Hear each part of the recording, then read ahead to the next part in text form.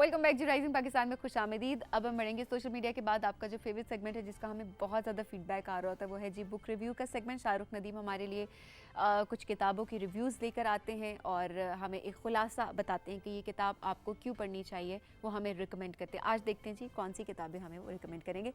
चलिए लेकर चलते हैं आपको कराची शाहरुख नदीम की जानिब। पाकिस्तानियों और आप सबको मेरा सलाम पहुंचे। दोस्तों, सफरनामों की दुनिया के बादशाह मुस्तंसर हुसैन तारड़ साहब को कौन नहीं जानता। एक से बढ़कर एक सफरनामे लिखे हैं उन्होंने। उनकी लिखाई की खास बात यह है कि जब आप उनकी किताबें पढ़ रहे होते हैं तो ऐसा लगता है आप भी उस कहानी का हिस्सा हैं। ऐसा ही एक बेहतरीन सफरनामा उन्होंने लिखा था जिसका टाइटल है प्यार का पहला पंजाब। क्या बात है पंजाब की धरती की, क्या नहीं है पंजाब में।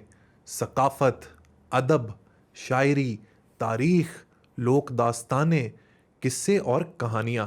प्यार का पहला Punjab will make you fall in love with Punjab. इसमें मुस्तंसर साहब ने पंजाब के मुख्तलिफ शहरों में अपने सफ़र की कहानी सुनाई है, जैसे कि सियालकोट, दीपालपुर, कसूर, ननकाना साहब और कलर कहार। और ना सिर्फ पाकिस्तानी पंजाब बल्कि इंडियन पंजाब के भी कुछ शहरों की दास्तान इसमें मौजूद है, जैसे कि अमृतसर।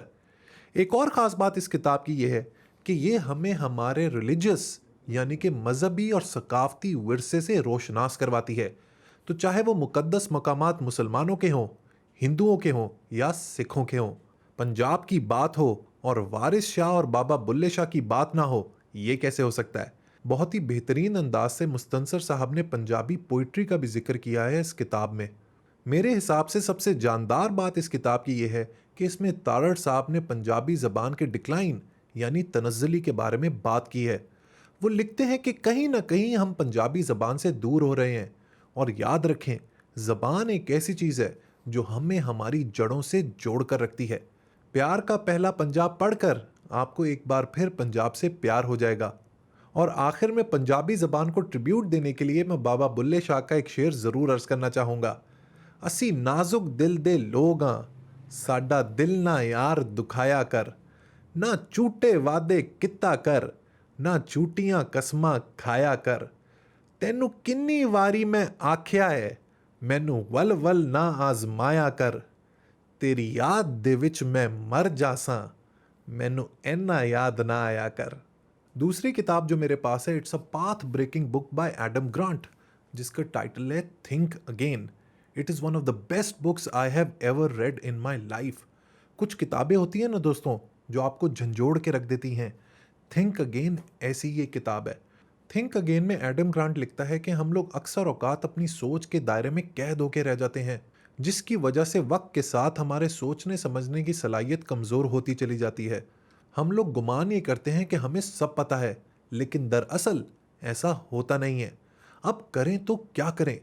एडम ग्रांट ही कहता है कि अपनी सोच को इवॉल्व करने के लिए सबसे पहले आपको अपने थॉट प्रोसेस को और चीज़ों के बारे में अपनी अंडरस्टैंडिंग को अनलर्न और रीलर्न करना पड़ेगा। अपनी जहन की गिरहें खोलनी पड़ेंगी, तभी हम इस दुनिया में रेलिवेंट रहेंगे। बेहतरीन बात इस किताब की यह है कि it's loaded with examples and powerful illustrations. Specially जो ब्लैकबेरी की एग्जाम्पल है वो तो बहुत ही कमाल है। थिंक अगेन वाकई में एक किताब है जो आपको आपकी सोच के बारे में सोचने पर दोबारा मजबूर कर देती है। आपका जो बिलीफ सिस्टम है, आपका जो एग्जिस्टिंग थॉट प्रोसेस है, उसको चैलेंज करती है। थिंक अगेन जैसी किताबें ज़रूर पढ़नी चाहिए क्योंकि ये हमारी सोच को चैलेंज करती हैं। और याद रखें, सोच का इर्तिका ही इंसान की कामयाबी है। हमारे शौक की यही इंतहा थी, कदम रखा कि मंजिल रास्ता थी।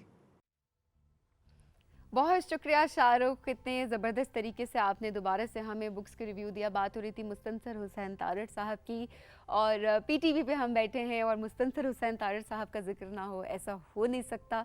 उनकी लिखी गई किताबें हम और उनके किए गए प्रोग्राम्स, पीटीवी के स्टूडियोज़ और उनकी लेगेसी को आगे बढ़ाना, ये हम सबके लिए भी एक ऑनर की बात है। उनकी कही हर बात हमारे लिए बहुत ज़्यादा मायने रखती है और डेफ़िनेटली उनकी जो रिकमेंड की गई किताब है, शाहरुख नदीम ने जो हमें रिकमेंड की है किताब, वो भी डेफ़िनेटली हम सबको ज़रूर पढ़नी चाहिए। इसके अलावा दूसरी किताब जो कि उन्होंने थिंकिंग के बारे में हमें बताया, जिसके बारे में सो वो भी पढ़ना आपके लिए बहुत ज़रूरी है। अगर आप ये किताबें पढ़ें तो हमें ज़रूर अपना फीडबैक दें। अच्छा जी, अब हम जाएंगे ब्रेक के जाने। ब्रेक से जब हम वापस आएंगे तो आपको लेकर चलेंगे कराची और और आपकी मुलाकात करवाएंगे तहरीम मुनीबा से। तहरीम मुनीबा, जैसा मैंने बताया कि मुनीबा शेख साहिबा की साहबजादी हैं, उनकी लेगेसी को आगे बढ़ा रही हैं, नात ख्वानी को आगे बढ़ा रही हैं। बहुत मीठी, बहुत ही सुरीली आवाज़ है उनकी। बहुत मज़े की उनसे बातचीत हुई। अपनी वालिदा से उन्होंने क्या सीखा, इस बारे में भी हमने उनसे बातचीत की है। तो एक बहुत ही ज़बरदस्त किस्म की नशिस्त है उनके साथ, वो हम देखेंगे, आपको भी दिखाते हैं जी। इस ब्रेक के बाद कहीं मत जाइएगा। ये राइजिंग पाकिस्तान।